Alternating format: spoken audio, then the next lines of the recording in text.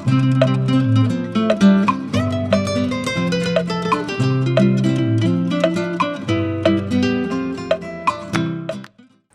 think that the time has come for us as a people to interrogate leadership and interrogate what we do with our body politic. The question about zoning, everyone is caught by what I call the neurotic argument about what justice entails in our body politic. But I think very differently. I think we must interrogate these issues and decide on what we must do. We cannot, because we want to satisfy political gladiators, turn logic upside down.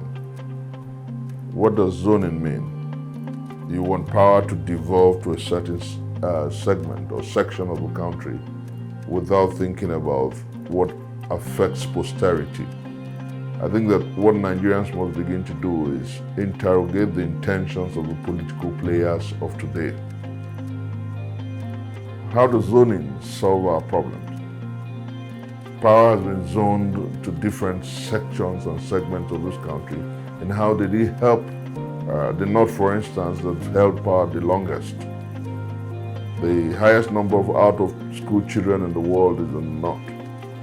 Poverty is predominant and prevalent in the North. So how has zoning helped the North? And then when our brother Jonathan was president, how did he help the South-South? The fundamentals in a highly progressive global space is about competency and capacity.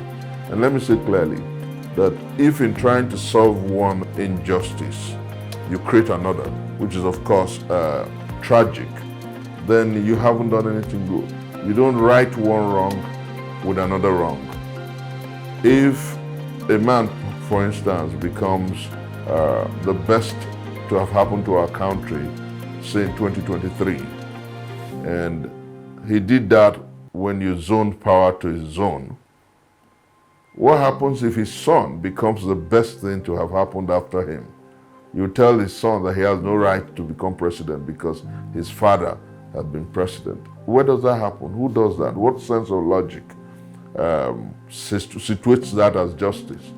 I think that what this country must begin to do, and clearly so, is to ask for competent individuals with love for our country, those who have capacity and competency to do what is right and right. That's what we need in this country.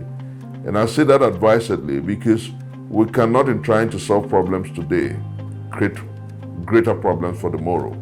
We cannot take away the rights of posterity and our children to govern their nation because some political gladiators want to have a shortcut to power.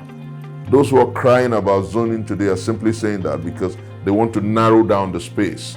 And perhaps if you take out the North, you have just the South-South, the Southwest, and the Southeast to contend with. And that is just deceit at play.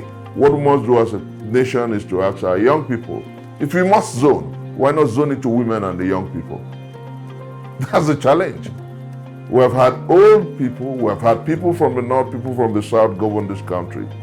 If we must zone power, why not zone it to women? Why not zone it to the young?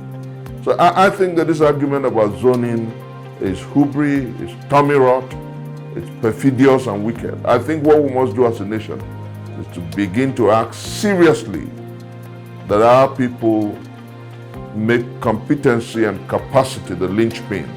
That is the way to go. That is the way to make our country better.